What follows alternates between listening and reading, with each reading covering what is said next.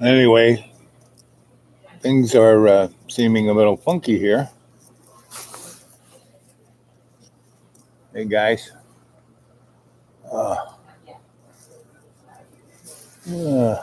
am I coming across? Can you hear me? Is the picture good? Is the signal strong? Because today's show, I'm going to talk about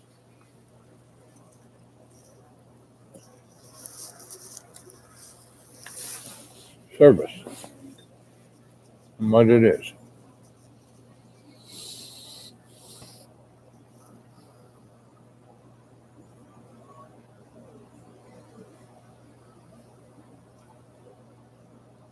Yep, me too. It's going to get real cold here very soon, so I had to get things ready to survive. We had a couple of days where in the night got down to 19, and it was survivable. You know, going outside was cold, but at least it was around 45 inside the box, and nothing froze up, so it's all good, right? And but I want to get out and about. I mean, I am out and about. I come to places like this. So I'm wearing this. This is something I got in Yugoslavia. This is Yugoslavian camo, and it's really great. It's kind of I mean, this thing will really keep you warm and keep you dry, even in real bad weather. And it's camo, and I'm kind of giving that as a costume kind of motif to our brothers and sisters in arms. Now, I'm first of all, I'm your Sensei Al Bob. I'm here as your griot to tell you stories. Don't believe anything I say. You can get a hold of me at Dreamy Dreamland with Sensei Al Bob, which you have because you're here. Hey, Jane. Good. And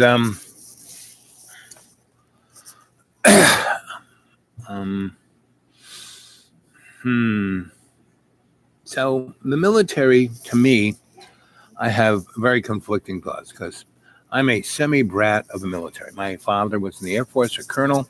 He, and General LeMay incinerated places like Dresden that had no military value, but they wanted to test out white phosphorus and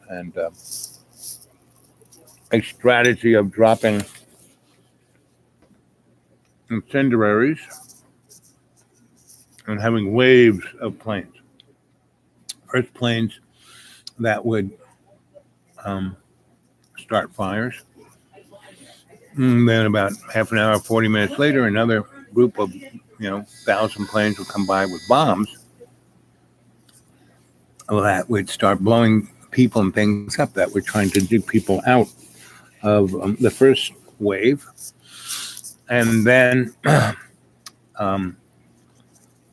along with those bombs, half of them they wouldn't blow up when they hit. They had parachutes and would float down and be there until somebody got near them, and then they would blow up. And then the last wave was white phosphorus. And it just they had ones that fell at 1,000 feet, they blew up and made clouds of white phosphorus that would lay down like fog. And white phosphorus, if it touches your skin, burns all the way to the bone and then through the bone. If you breathe it in, it burns up your lungs. And this was General LeMay, right? Strategic bombing. Bombing Dresden, a town that only made toys and that had never been bombed, so they didn't put up any anti-aircraft. So it was like a sitting duck, and it had a POW camp right there. So the Germans thought the Americans would never bomb their own guys. But if you read,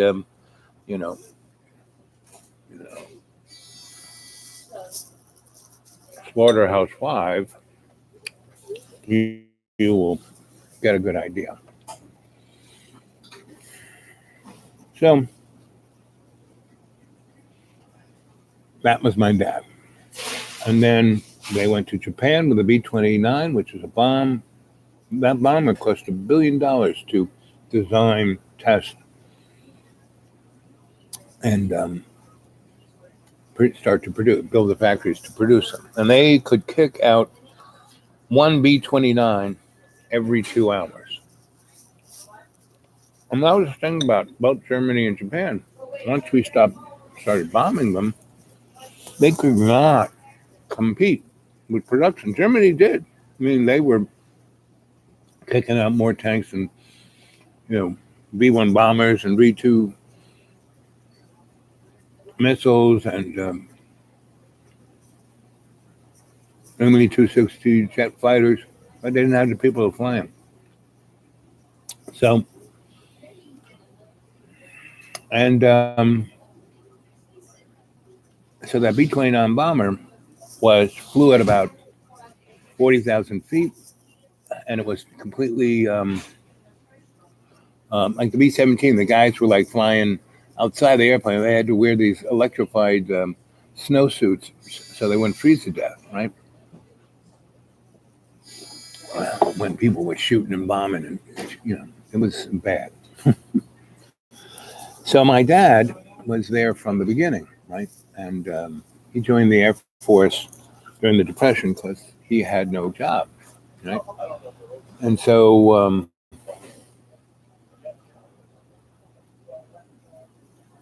and my father went to college, and for an Italian man, a young man in the 1920s and 30s, for an Italian to go to college was, unless you were rich.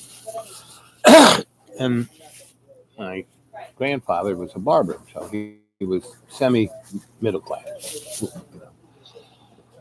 And being Italian was like worse than being a Muslim Mexican, right? So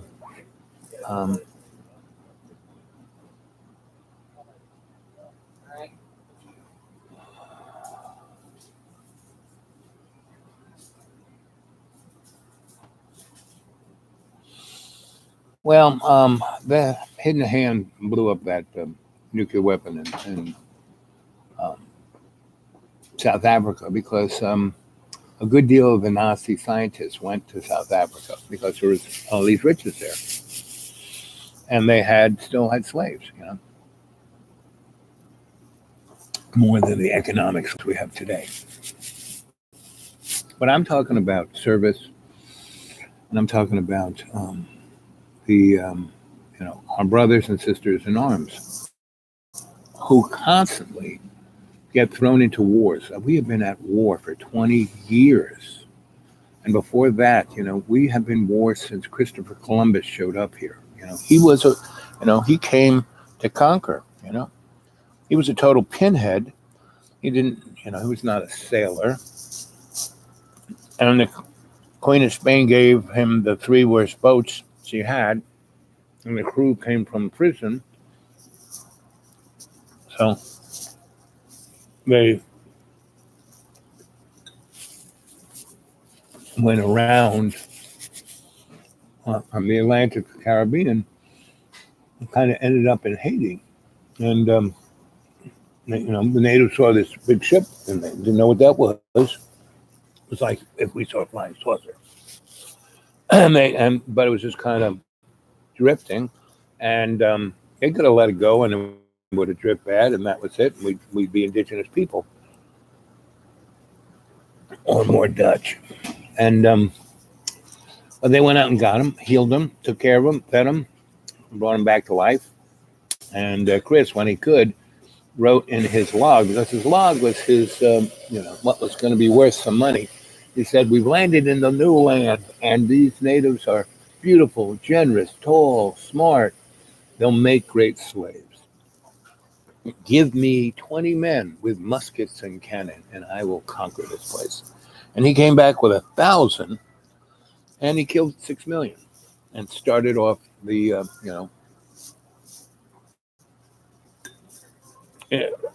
imperial hegemony of Europe,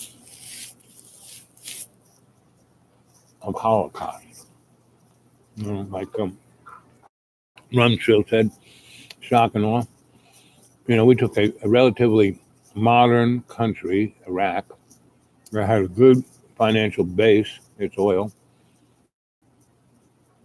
And, we just didn't hit, like we did in 91, went after their military. We took out the whole place. We blew up their power. We blew up their highways. We blew up their water, their hospitals, their schools. We killed millions, right? And he was the bad guy. And what you see today going on, because the government they have now, we set up, right? We set it up in a way that was meant to fail. When we went into,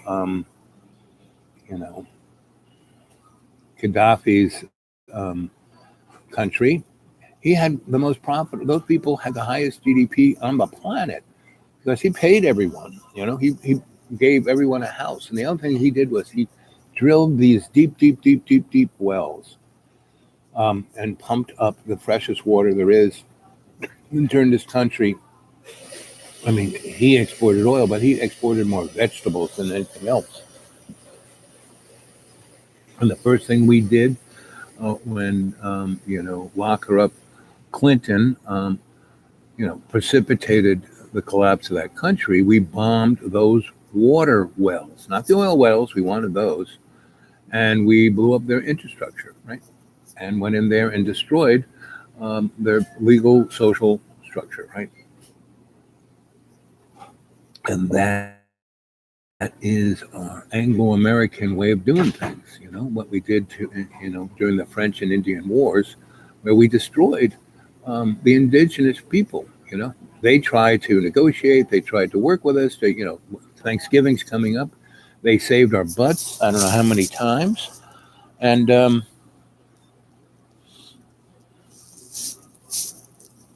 what did we do? Kill them all. Only good Indians are dead Indians, right? And then our founding fathers, all white, rich men, landowners, basically said, you have to be rich and own land to be one of we the people. It's a club, George Carlin said, it's a club. We don't belong to it.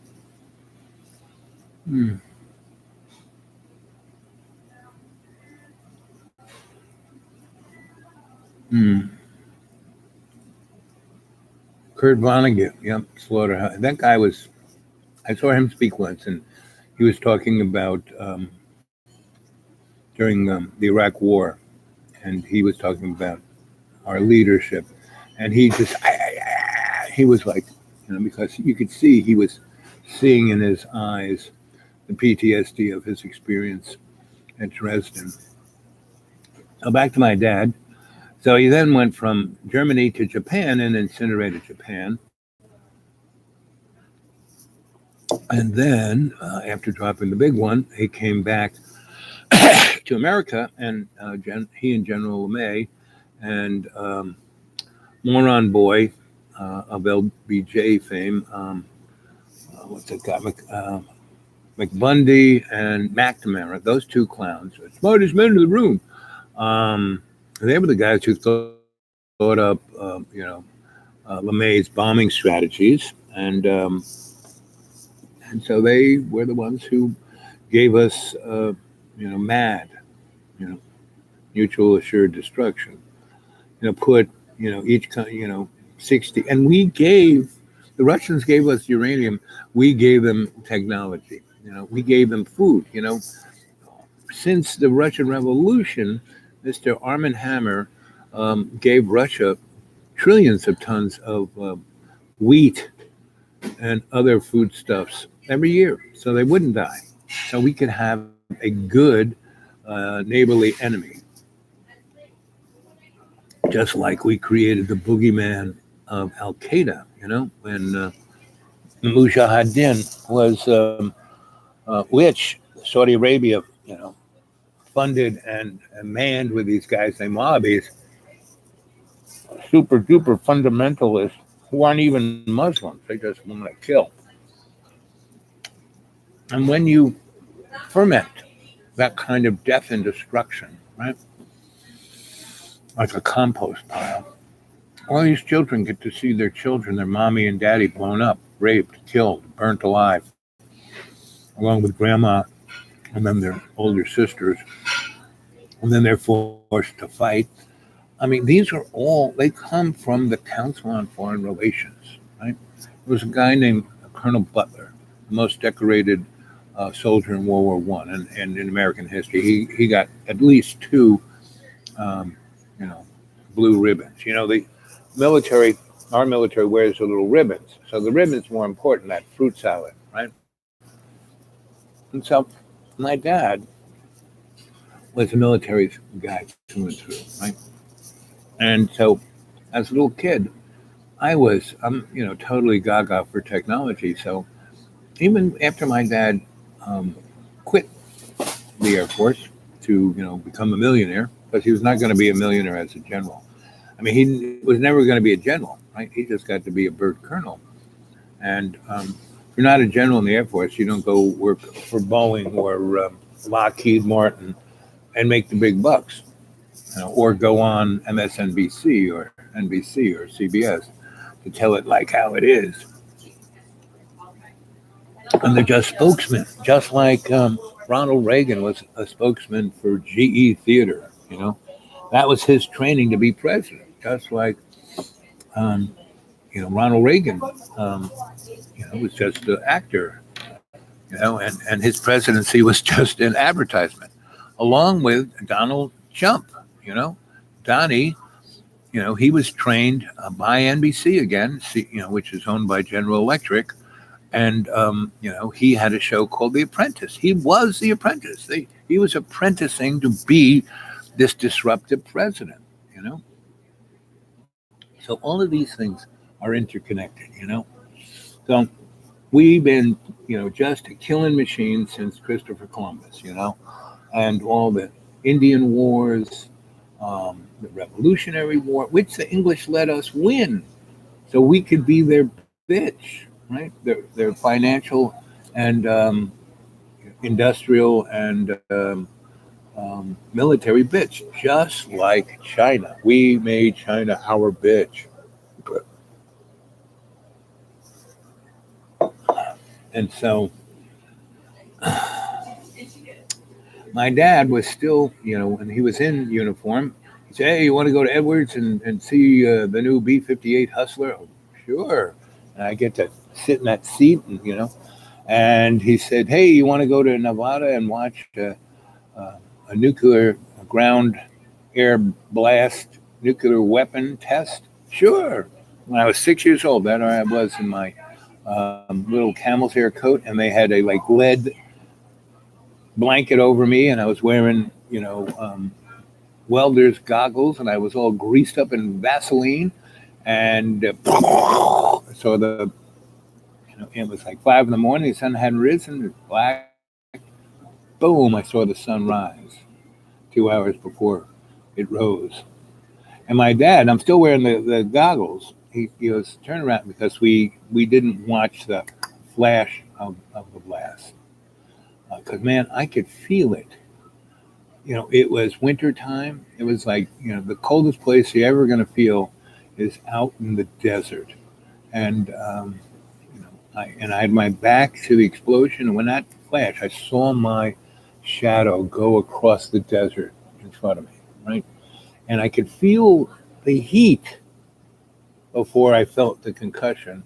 I felt the heat through a lead blanket and my camel's hair coat, which had a hood. And that's why I've always been, very partial to hoods.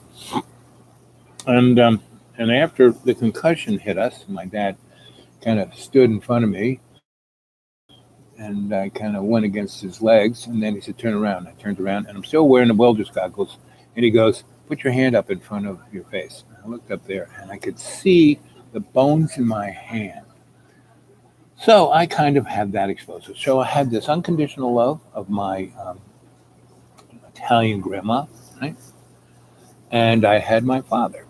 And my dad, basically, because he was totally toast on the inside because, man, when he was in England and they were sending the B-17s over France and Germany, they'd send 1,000 planes and 4 would come back. The Air Force per capita lost more guys than any other force. And the Army had millions. The Air Force had hundreds of thousands. So you're losing 20, 30,000 guys every day, and 20, $30 million worth of bombers every day. But hey, America wasn't getting bombed, and we could produce, so we did.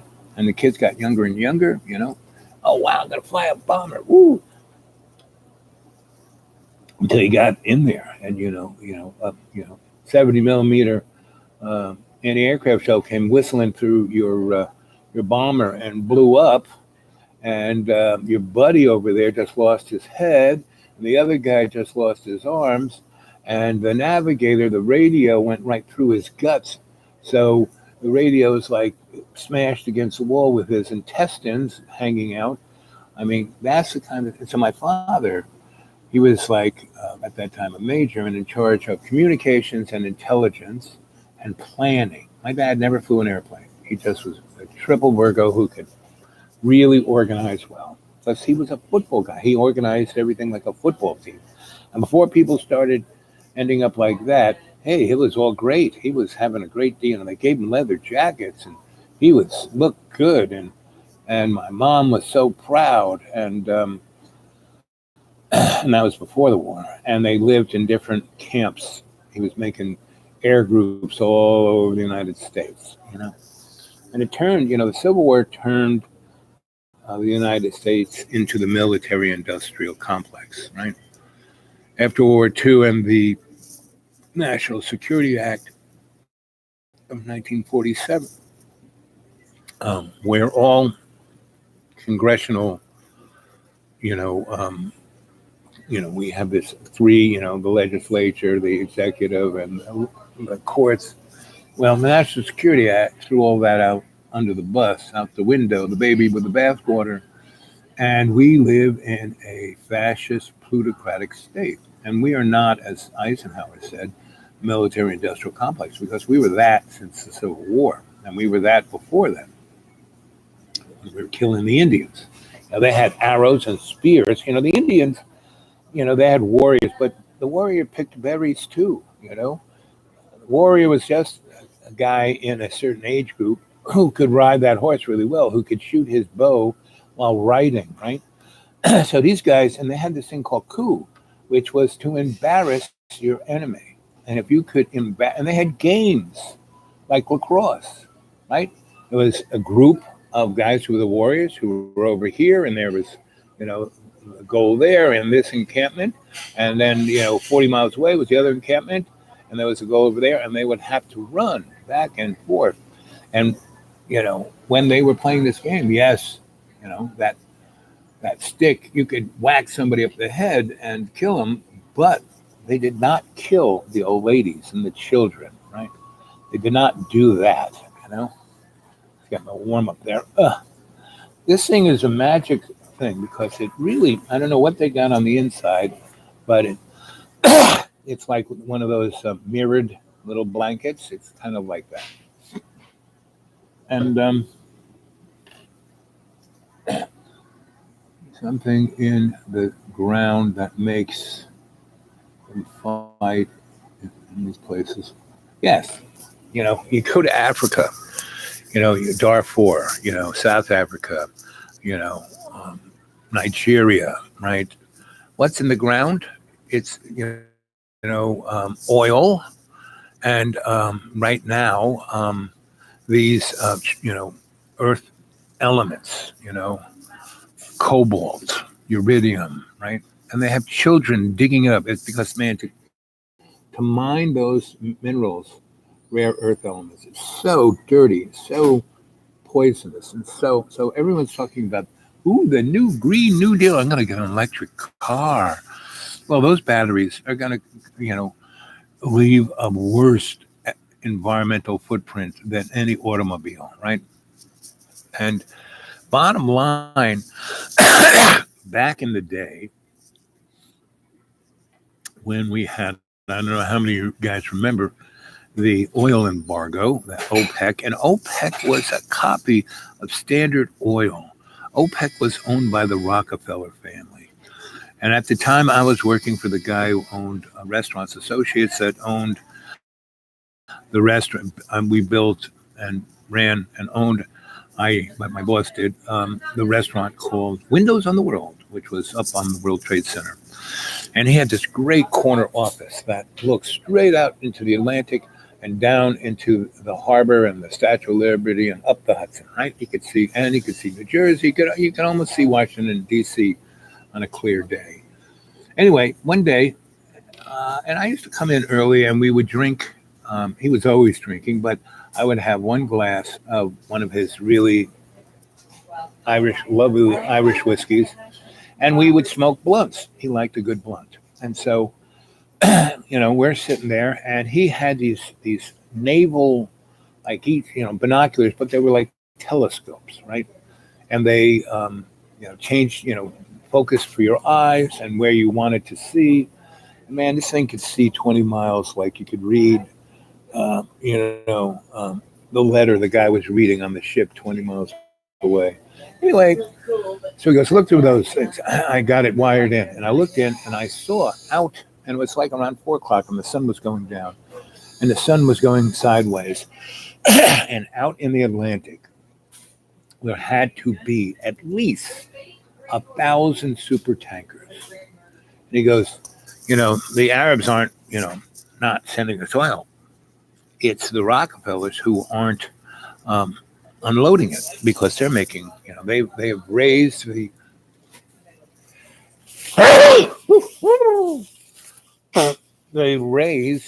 price of oil. Before the oil embargo, gas was about 22 cents a gallon. The first week of the oil embargo, when you couldn't get any oil, gas was like $3. And at those, today's, that was like $20. Went from like 20 cents to $20 a gallon. You had to wait online and, odd and even numbers. Anyway, General Motors built a car called the Volt by the guys who General Motors owned Delco. And Delco had made a number of things for the Apollo program, right? And part of it was its electrical system and its batteries and its fuel cell.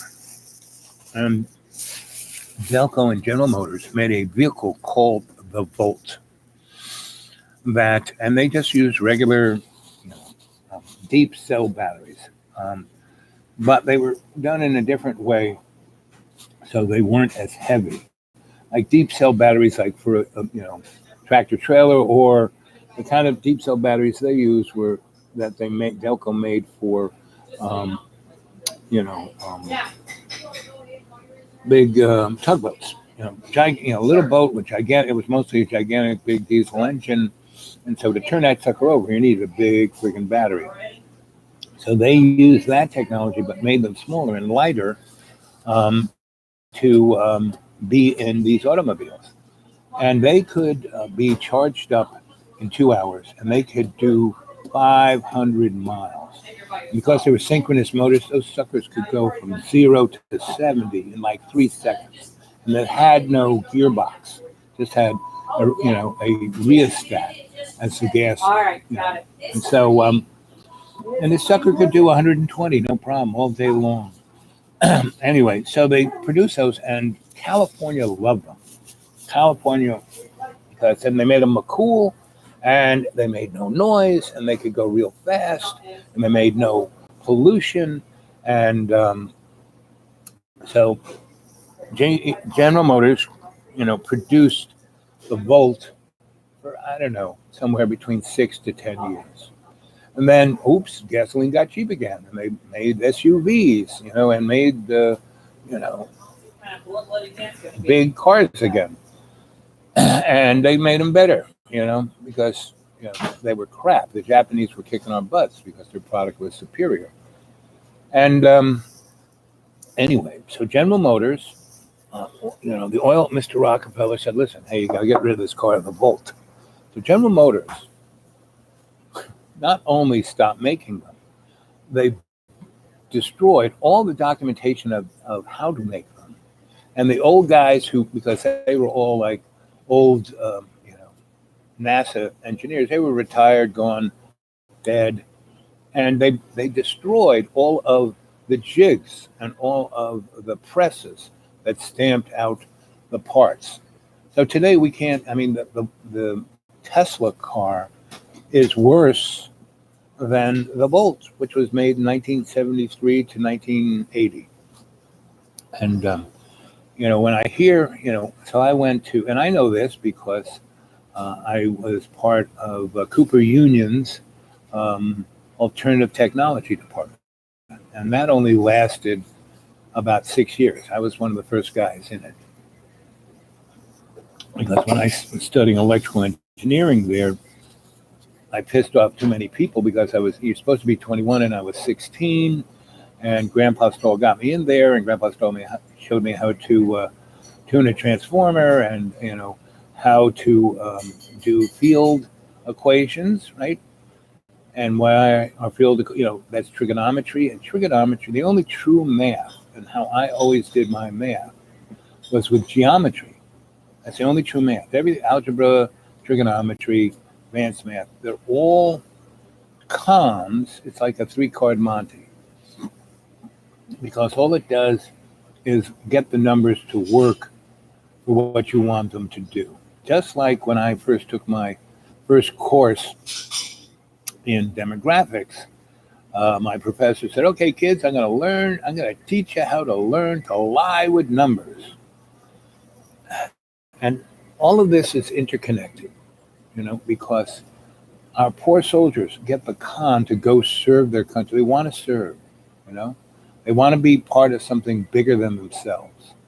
And they join the Army, and the Army does that great. And the Army is probably one of the best social entities in the United States. Because when my dad, his office, the people working for him, all he cared about is that they did an outstanding job and made him look good, right?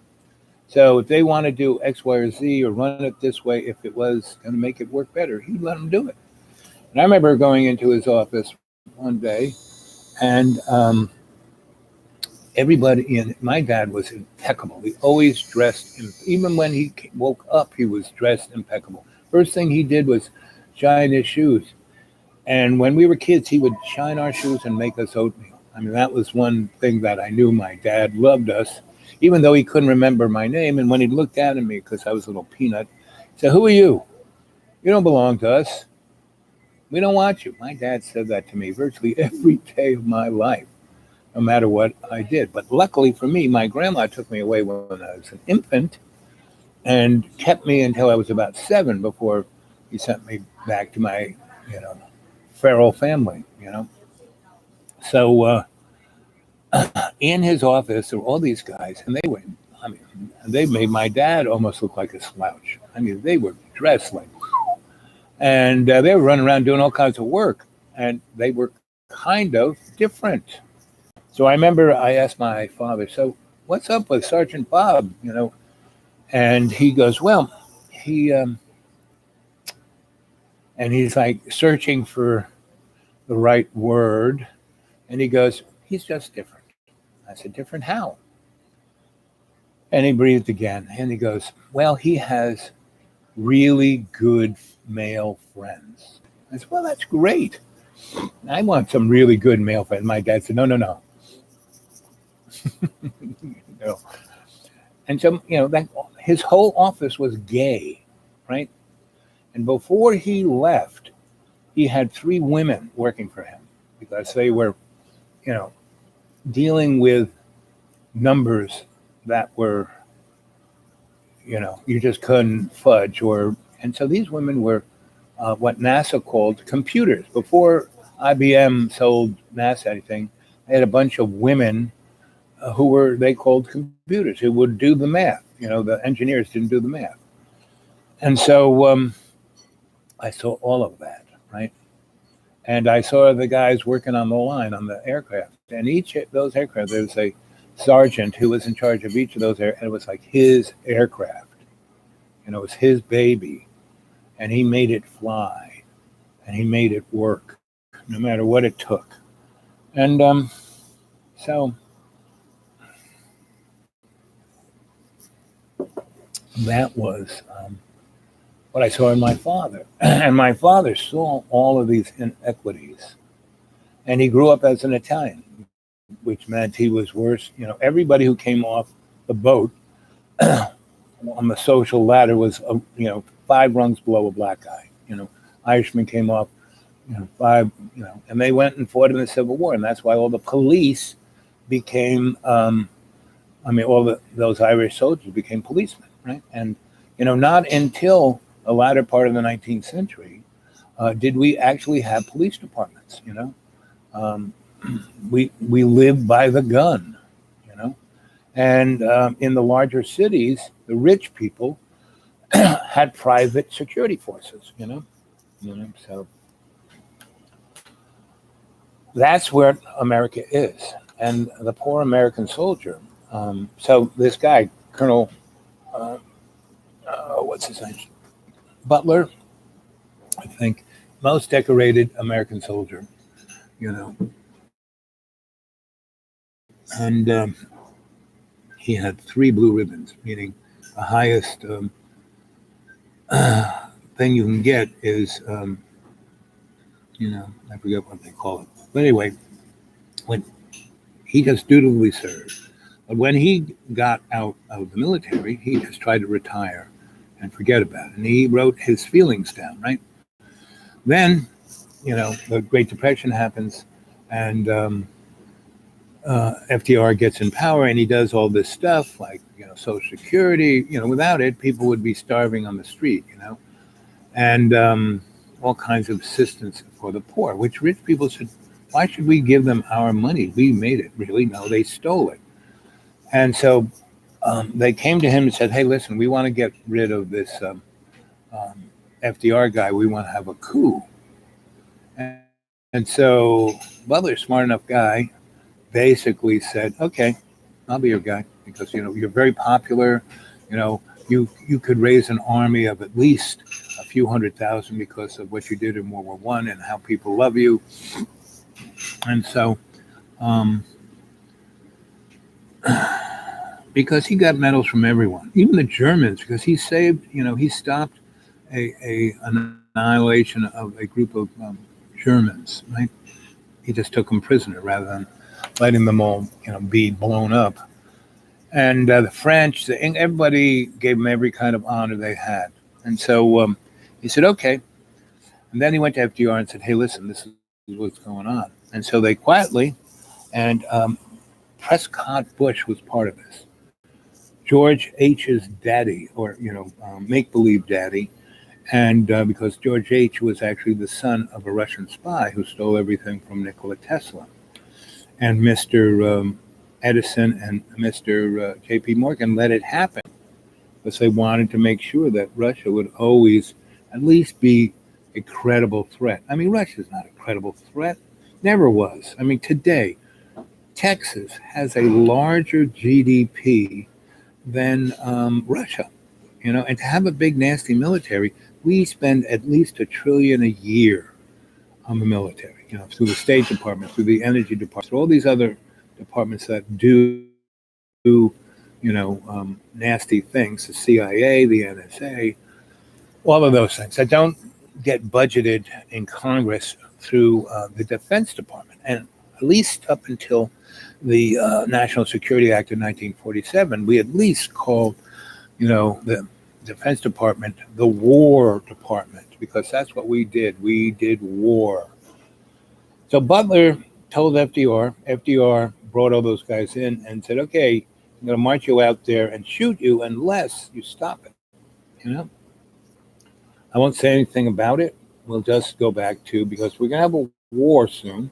That's going to make all you guys a lot of money, right? And listen, I did not do what I did here in America, uh, you know, to become communist. No, I basically did what I did to save your butts. I saved in capitalism. And what is capitalism? That is folks who have money to invest. But look at today. Let's take somebody like Apple, right? They have this beautiful, like these earbuds, Apple earbuds, right? So they come up with a kind of idea that makes it innovative, like this little buddy thing here, right? That actually is causing a good portion of our young to go deaf, or so they do not make it here. Donnie Chubb. Oh, I want to bring the jobs back. No way, Jose. They design it, or at least come up with the idea, or steal the idea. When Donnie's going on about the proprietorial information. Well, we stole it first. Right? Then we gave it to the Chinese to reproduce for us, to manufacture for us. So our capitalists have a ton of capital, but they do not reinvest it into factories or the workers, or give them raises, or put it into the infrastructure of our country. If you've ridden any highways lately, it's bad. If you've been on any mass transit, it's bad. If you live in any city, the air is, the water is poison. Virtually every city in America has poisoned water because we have not upgraded any of our infrastructure, right? And that's what capitalism is supposed to do. But it hasn't. So what do they take with their money? They put it into their stocks, right? And so the stocks go up, and the guys on the board, they're the guy, who owns Mr. Amazon, he makes in 10 minutes what his highest paid worker makes in a year, And so why there is this big disparity between the average worker and the CEO, the lowest thing between worker and CEO is about 28,000% difference, right? Back in the 50s, the difference was about 15-20%, because they were putting that money. Because back in the day, since after the Civil War to 1975, we didn't just have Democratic and Republican Party. We had the Labor Party, the unions. We had socialists, communists. We had environmentalists. We had a religious party. And these were real parties. They represented a whole plethora of opinions within those constructs. All the different, the Jewish opinion, Christian, all of those guys and all their different flavors.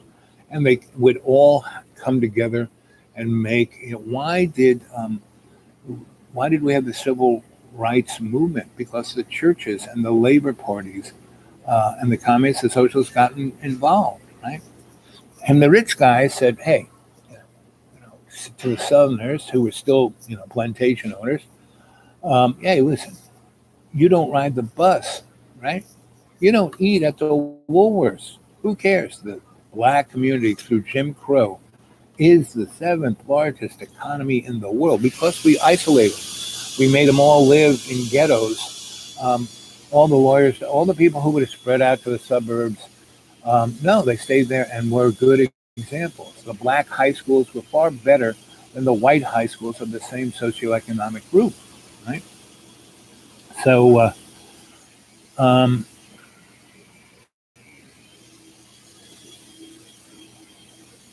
afternoon from Dublin. Oh, I love Dublin. I'm really sad, Graham, what they did to O'Connell Street. When I first went to Trinity, come out of Trinity into that, it was almost like not a square, but a circle of these roads that went different ways. And one of them was O'Connell Street that went straight down past the post office. And they had all those oak trees that the English and the Romans hung, um, the heroes from. And all those statues of all the great Irish heroes, right? Well, after Ireland joined the EU, they bulldozed all that down, widened it so, O'Connell Street started to look like Prague, started to look like the EU capital. And they took all those statues down and put up ridiculous modern stainless steel penises. And it just really, it was really sad. I, left Ireland in 88, the year they signed the Maastricht Treaty. 88 was a pretty important year for me. I did a lot of different things. Um, my twin flame died. I left New York to go to Ireland to like regroup. Friends came to visit and console me. Then I came back and Ronald Reagan had won. So I'm still kind of married, and my wife wanted, you know, no, we divorced earlier than that. 88, yes. 78 is when we came back. 79 was when we came back from Australia, and Don wanted, house with picket fence. So I went and started a big biz with my dad and did that. And then she started fooling around with another guy and blah, blah, blah, blah, blah. But 88 was the year so my twin flame died, and the homestead scene was and we were becoming a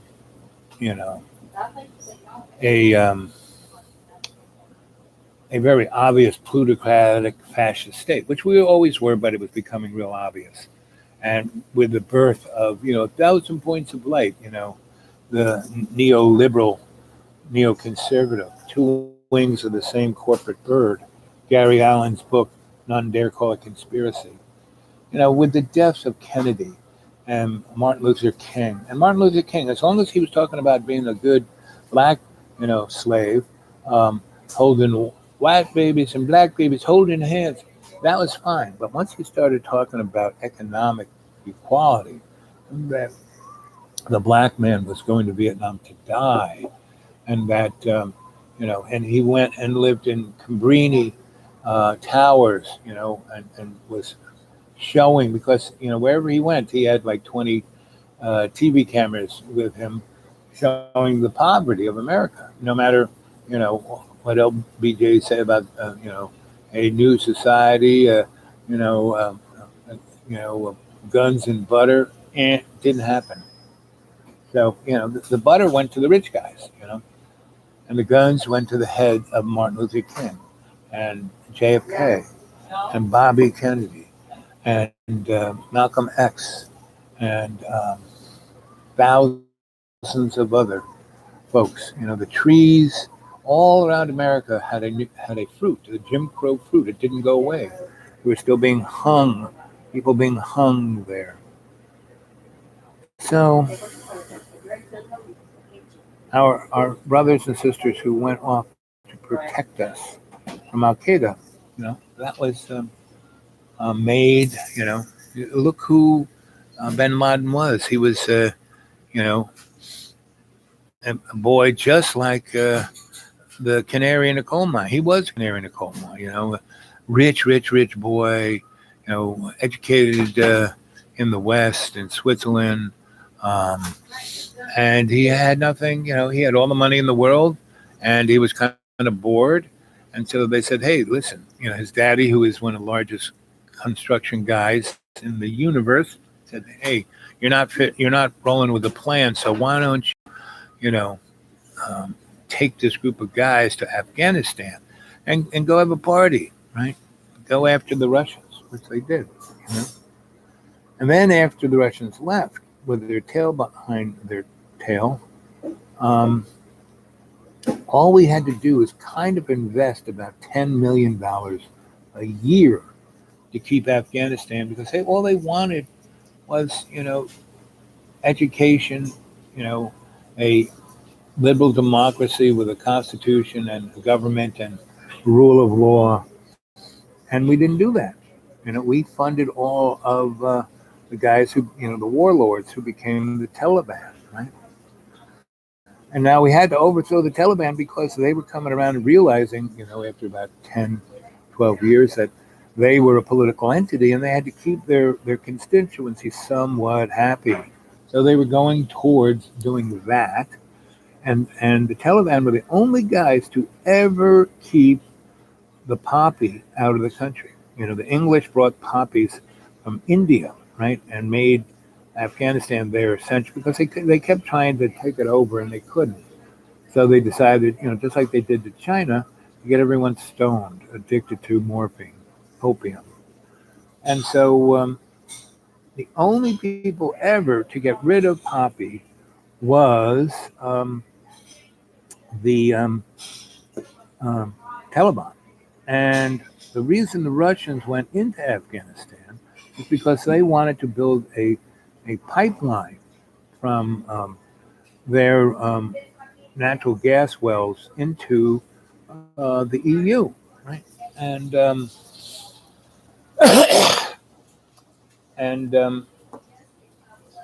our oil companies didn't want that. So that's why that war happened. And so they were, the Taliban was Russia was now going to pay them really good for that pipeline and let them do whatever heck they wanted. And we didn't want that. So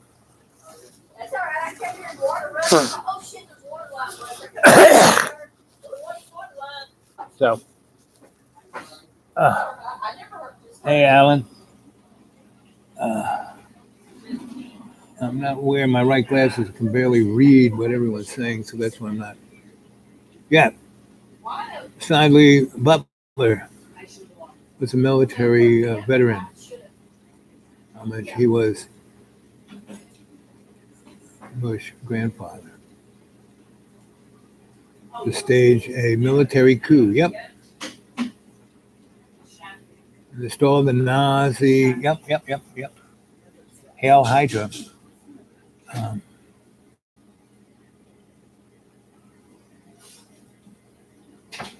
Played along, then blew the whistle. Yep.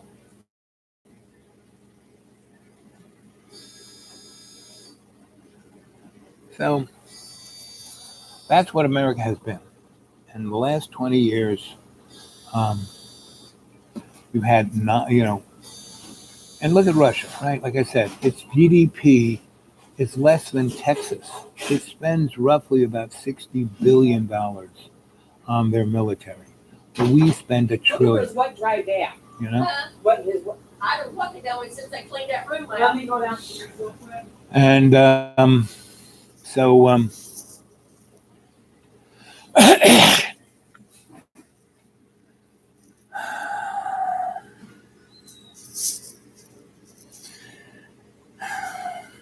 so I have a very mixed feeling about the military. Like I said, my dad was in the military. My brother was in the military. I'm close to my brother. We shared a bedroom together for about 7 years, and then he went off to college while I was in prep school. And I remember visiting him a number of times, and he was away from my family. And when he was away from my family, my brother flourished. It was unbelievable. He became a different guy. And he was going to college, but he worked for a orphanage, and he didn't live on campus, he lived at the orphanage, and he put so much energy into taking care of those kids that he failed out of school, right? And then he kind of told his strap boy he had like this window where he could go back to college or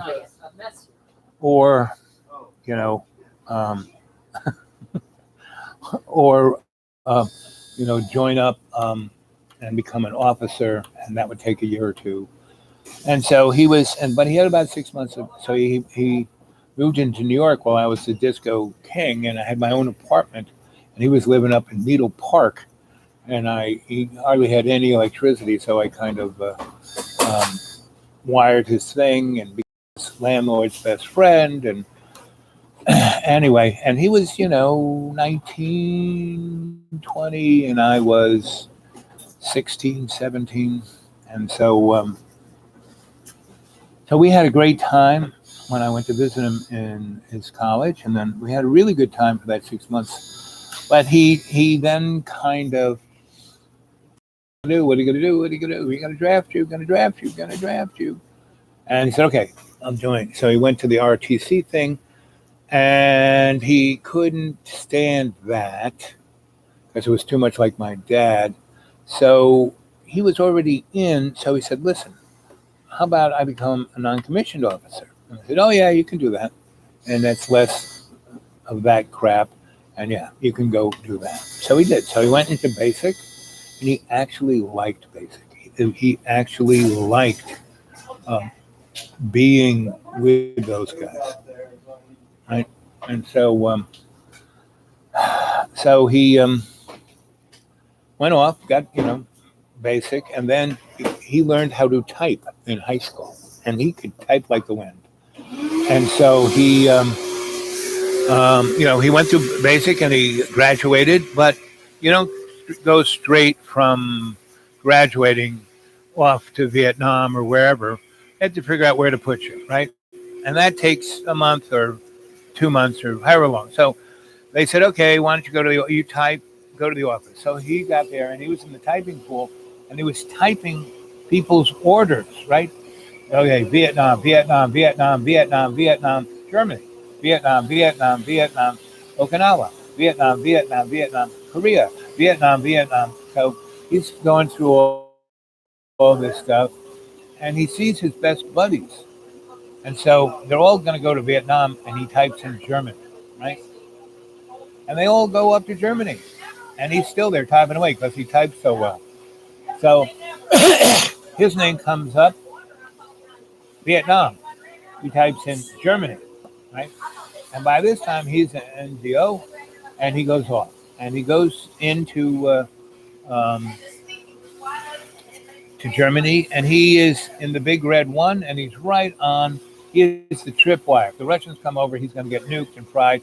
But he's in this beautiful part of Germany that's really great, and his commanding officer was just straight out of the movie The Apocalypse Now, where Duvall plays that colonel wearing the cowboy hat.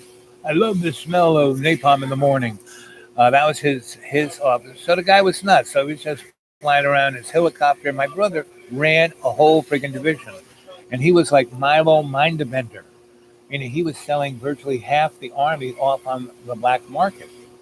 And he had his own little nightclub, and then his high school girlfriend, he gets to go home and marry her, and then brings her back, and she can't stand it. She all these people who speak German. How come they can't speak English, right? And she's got back to, I'm smart. Why do I have to just have a job as a secretary? And so all she does is bitch while he's having a great time running a nightclub. Why do you have a nightclub? Why are you doing this? Why can't we go back to America? So my brother's about to re-up, right?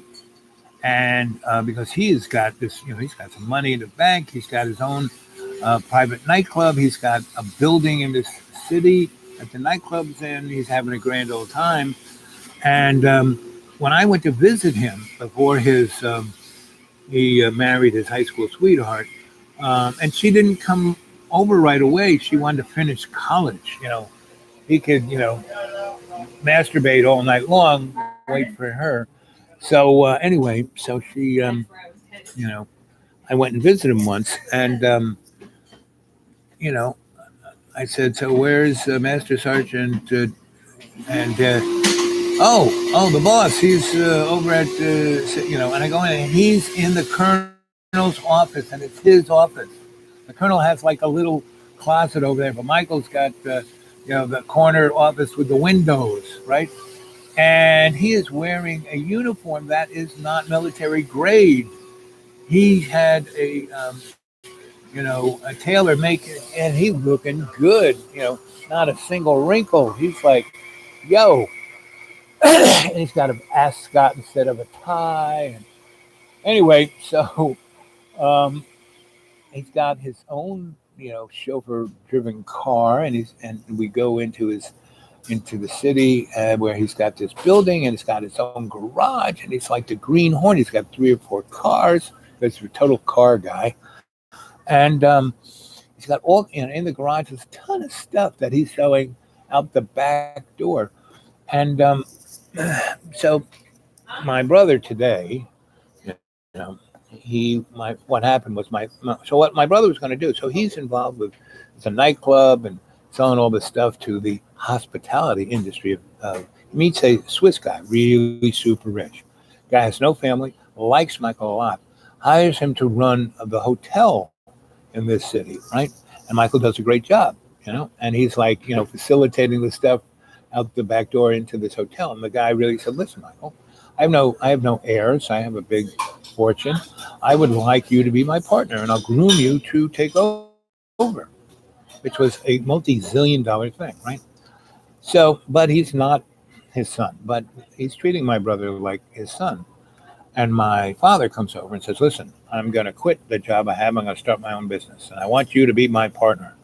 And, I'll pay you, I'll give you a life that you haven't had. And my father can't even notice.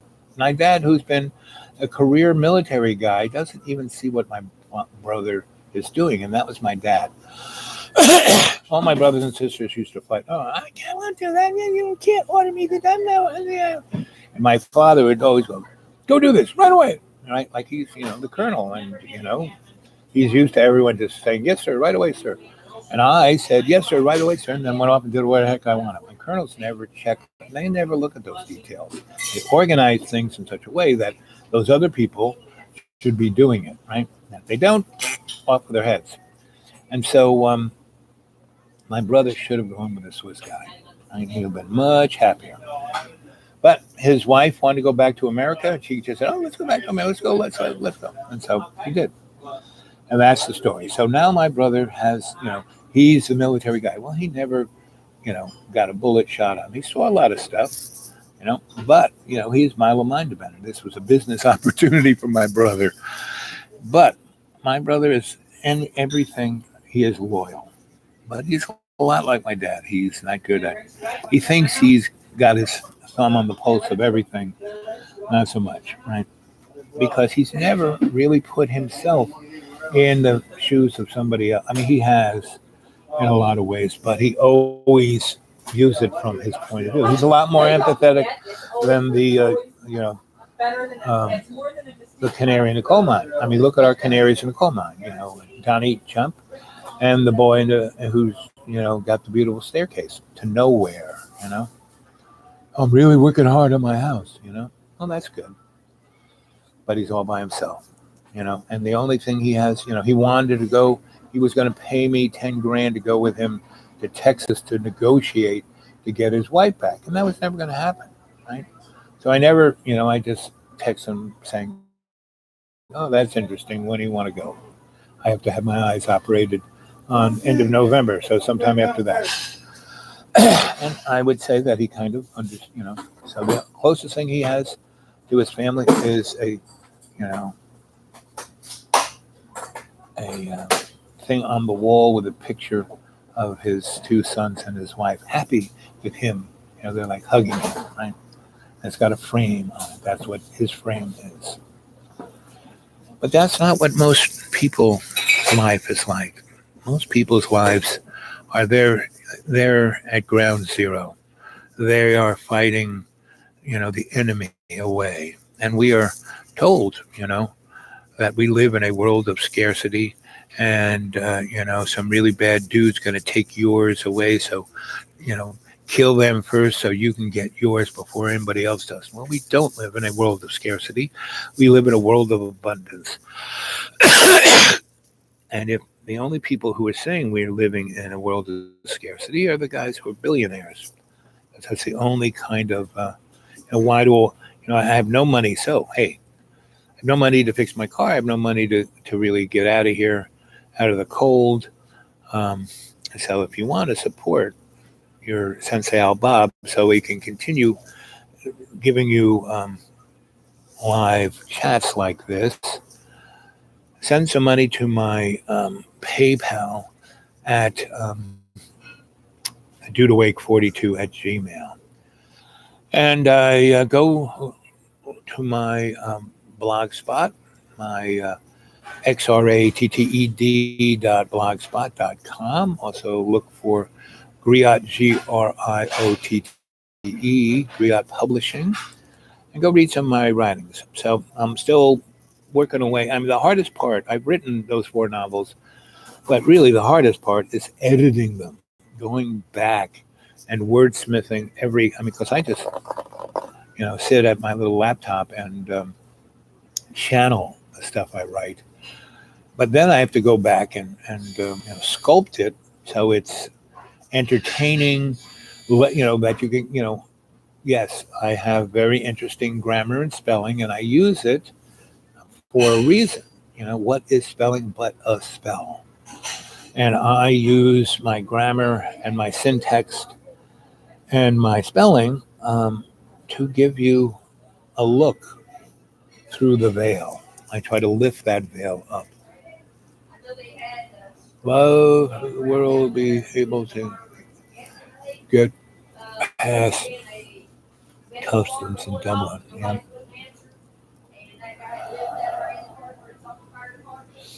Yeah.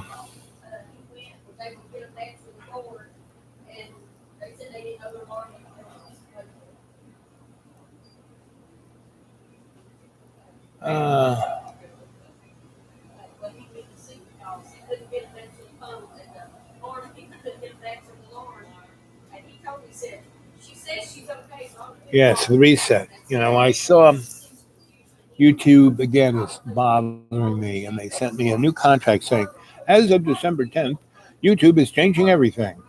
So read all 7,000 pages and then agree if you want to continue to do, live chat YouTubes. So I started reading and I couldn't make any heads or tails of it.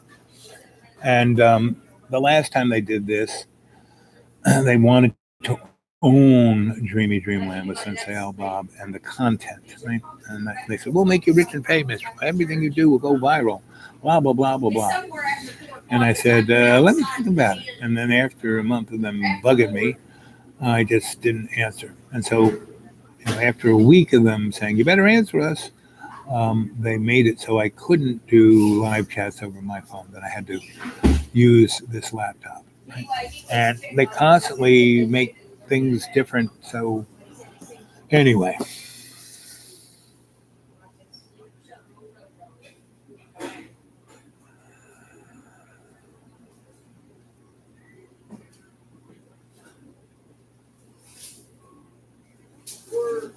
So yes, it's a reset, right?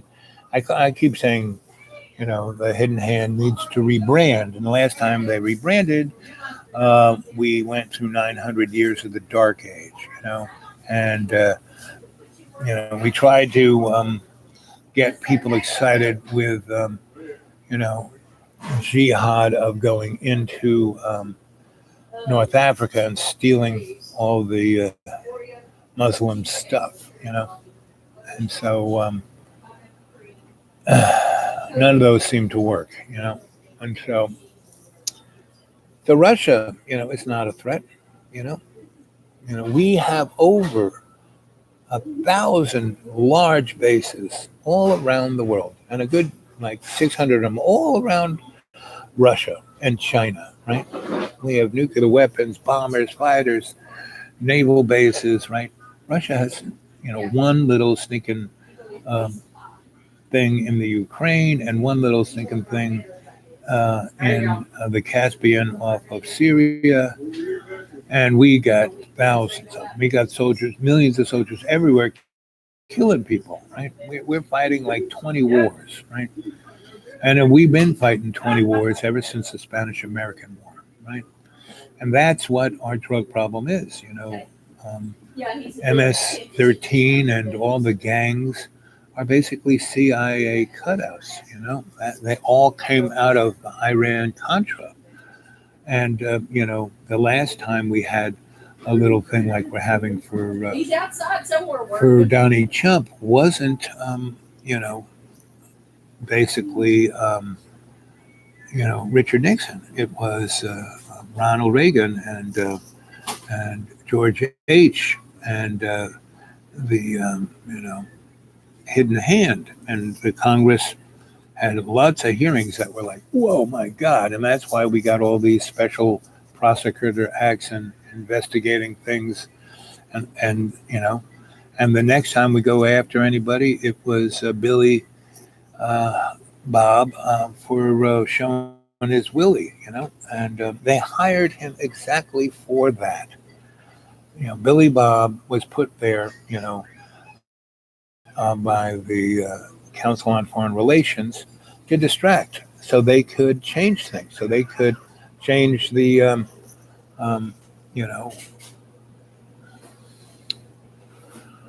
Glass-Steagall Act, so we could have the crash of 2008. And we spent $7 trillion bailing out the bankers, but we didn't bail out the 15 million people whose houses were underwater,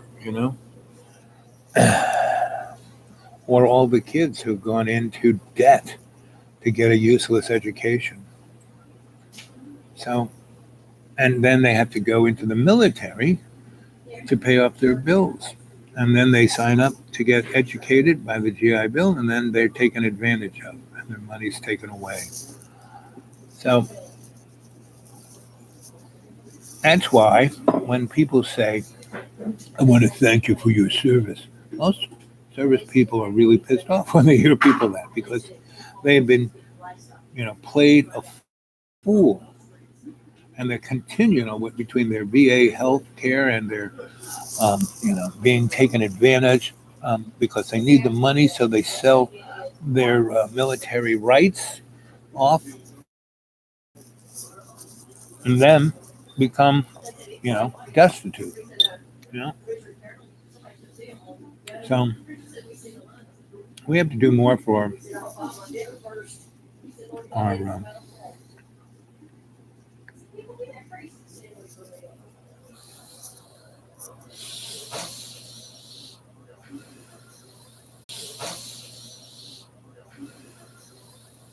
our soldiers, our men and women who serve, and because if we don't, already,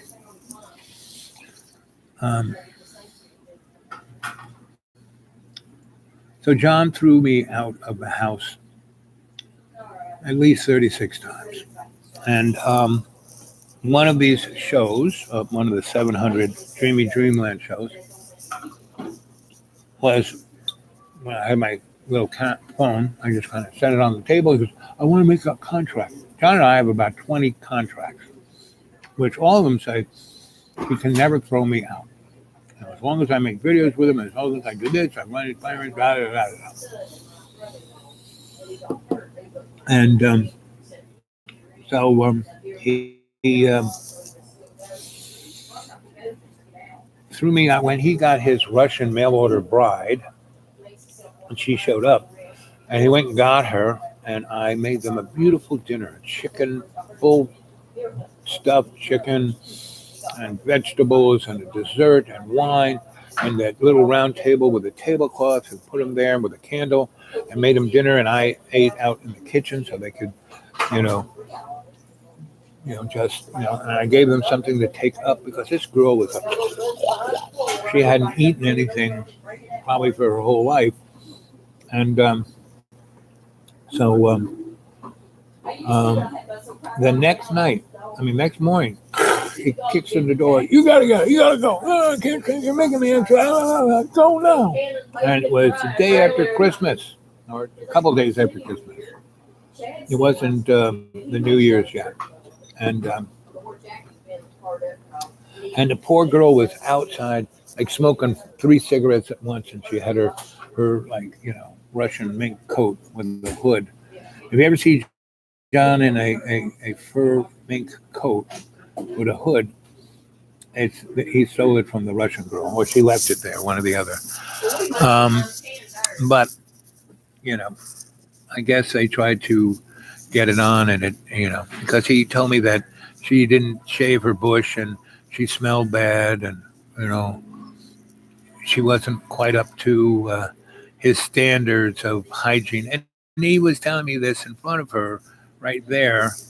Um, and the next day he kicks the door in, and so I had to go.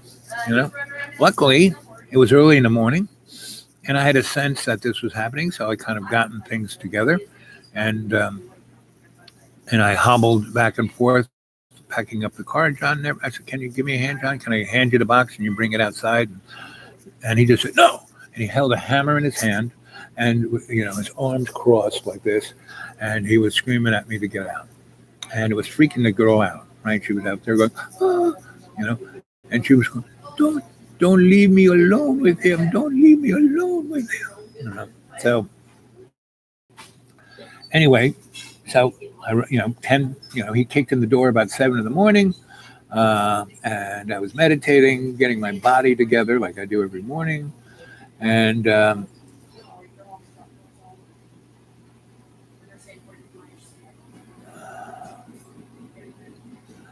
thanks, Graham. Cheers to you too, buddy. Laggard. I love that word, laggard.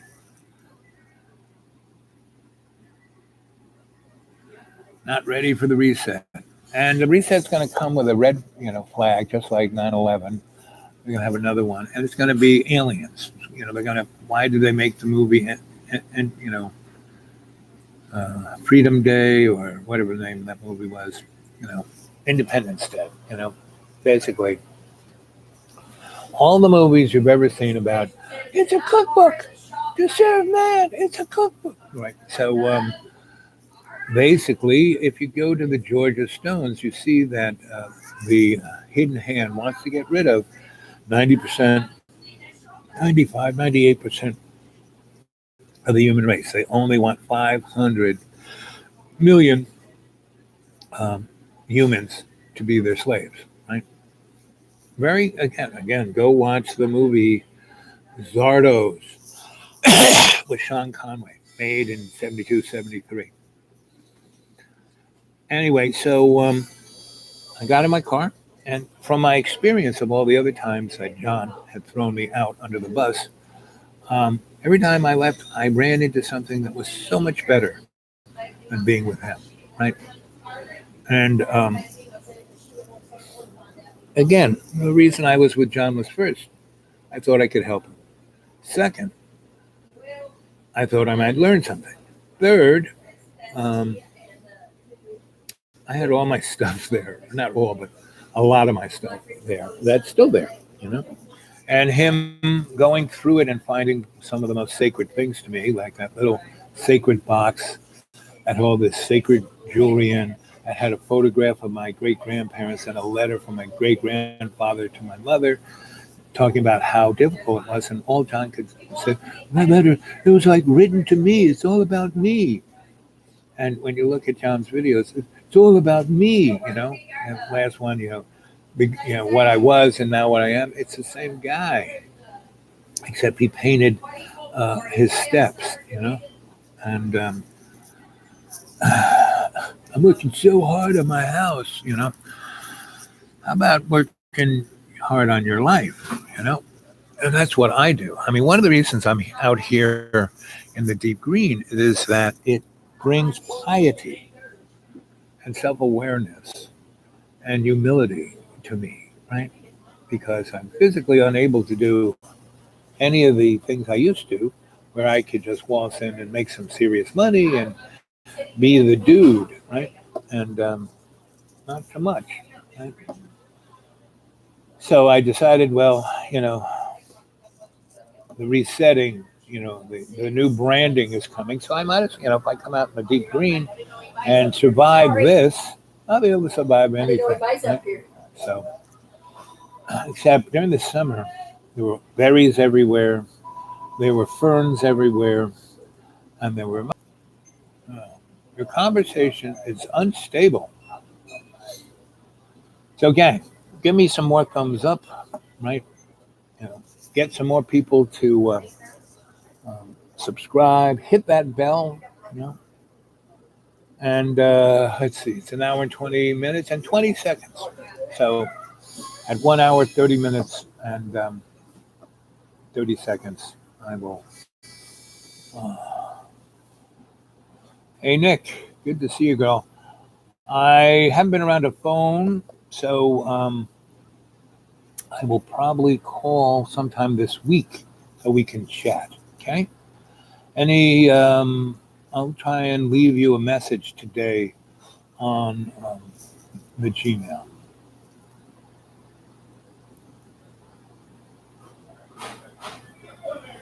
Oh, like I said, John and I made tons of contracts.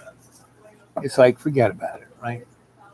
Because every time he's thrown me under the bus, thrown me out, I've had more fun. Like the last time he did it, I lasted 4 hours. It was,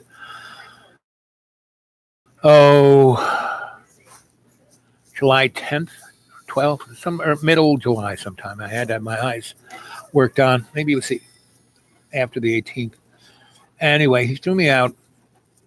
And he threw me out, I showed up at around 6, and he threw me out around 11 p.m., right? He kicked in the door. I was asleep. Get out, get out. And I wanted to take some things. So, there were a couple boxes I had to, like, in the dark find and put in my car. And he was screaming at, what are you doing? What are you, even though he wanted me there to get rid of my stuff. So, so he kicks me out. It's dark, dirty. There's no moon. I can't see anything, and I can't see. I don't drive at night because I can't see. Now I can see really well, but once that light, you're on the road and the headlight hits you, I can't see anything for a minute. So to be doing 50 down a swervy county road and then headlight hits me and then I can't see for a minute doing 60 in a curvy road, not good. So I say, John, just let me stay here till the morning. Get out, get out, get out. I said, no place to stay. Get out. Even though he begged me to come up.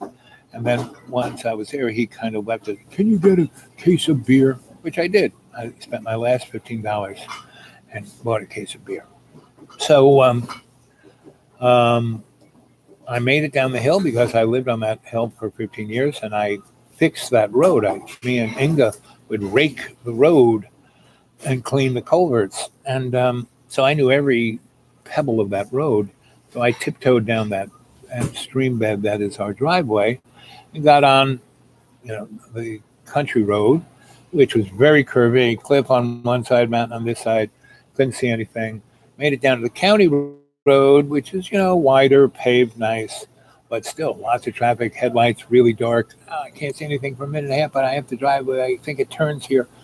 John, put me in harm's way without a thought of my safety, right? Or where I was going to sleep. I don't care. Get out.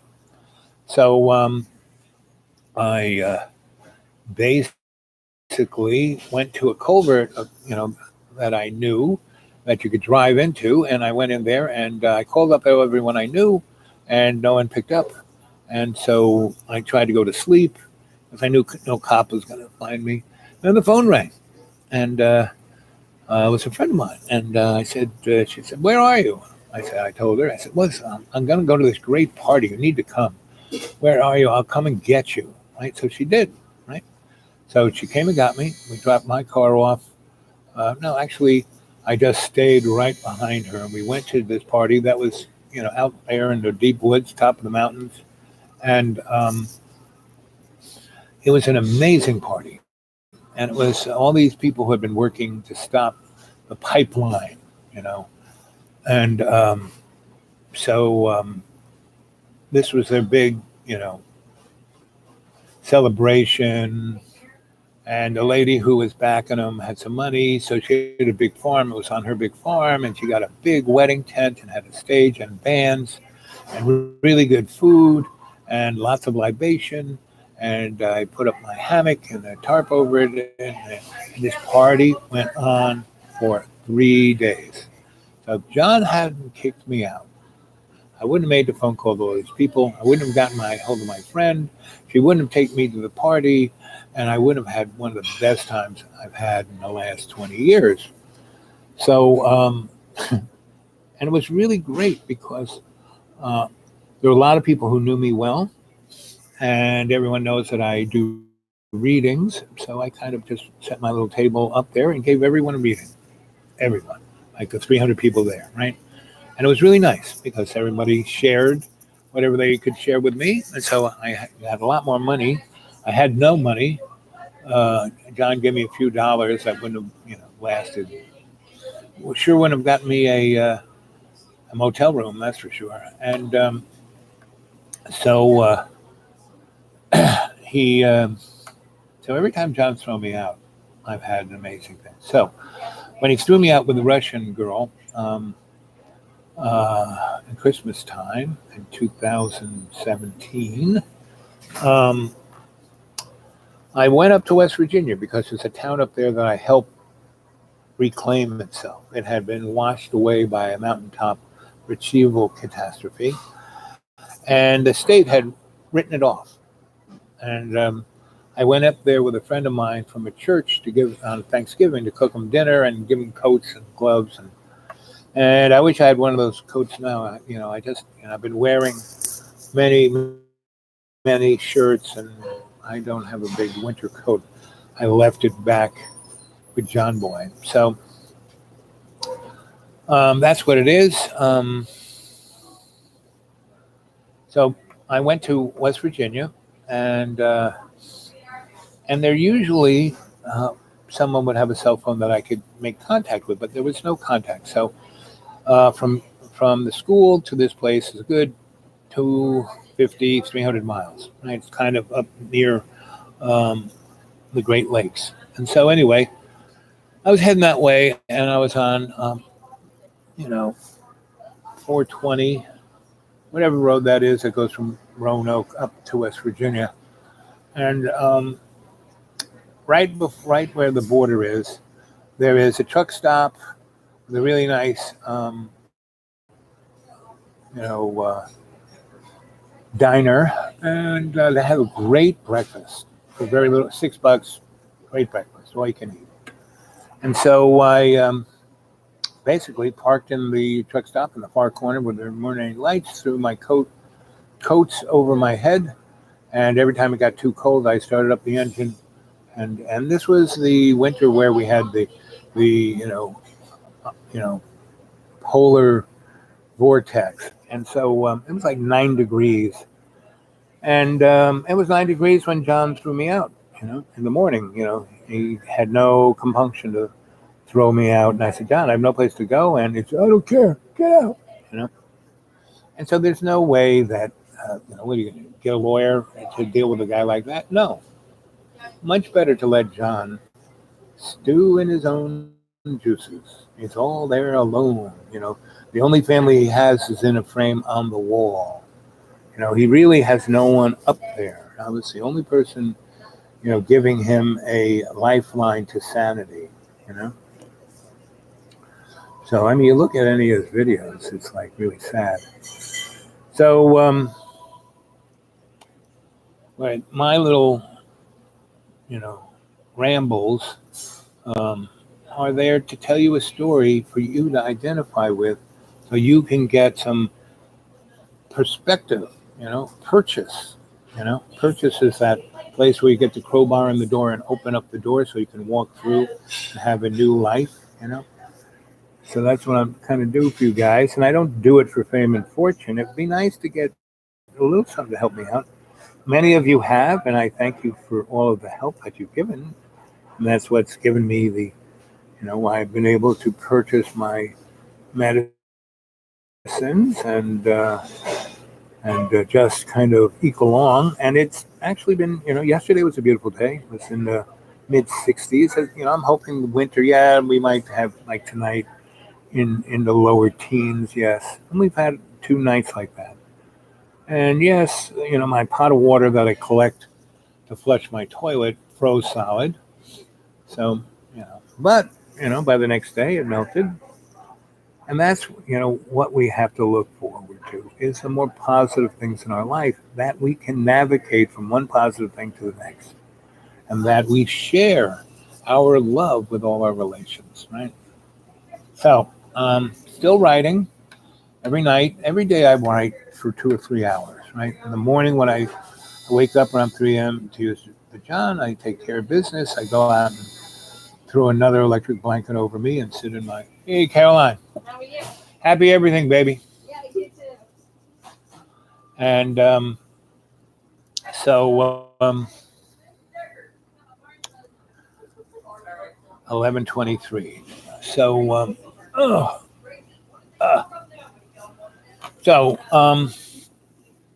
I was at that parking lot. I had my diner breakfast. I walk out, and this young lady, man, 23, very nicely dressed. I mean, had expensive clothes, nice shoes, nice.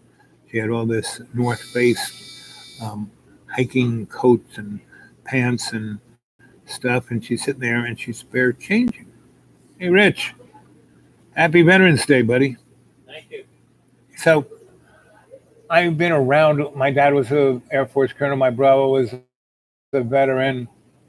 I worked at the VA, and most veterans I knew who really served, like you did, hated it when people said, and thank you for your service, just on Veterans Day, right? The only day they ever said, thank you for your, right? And they never could quite relate to what it was. Most Americans, especially now that we don't have a draft, that we, like 1/10 of 1% of the American public is in the military. So, and they're poor. That's the only jail or the army, right? So, so did that bother you when people said that? When I came back, it was an entirely different world. I know. That's when they baby killer and stuff like that.